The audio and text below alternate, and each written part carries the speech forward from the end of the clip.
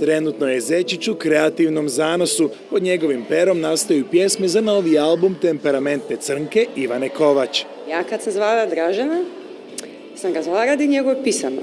Jer da sam htjela nešto drugo, zvala bi nekog drugog. Tako da on napravi pismu, nađemo se, sidnemo, pređemo sve to, naš pismo, kaže, ti se sviđa mi se, ja otpivam, on je radi aranžmane, znači, apsolutno sve njemu prepušteno.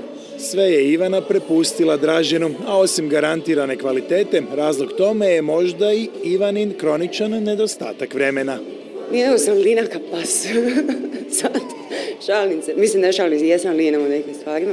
Ali jedan jako kasno leć, naš meni ti se bio ritam totalno izokrenija, pa onda legnem oko 4 ujutro, a digla sam se danas u 9, pa sve više i više onako tonjem, a sad ću se ja probudi kad počne. Šta radiš do 4 ujutro?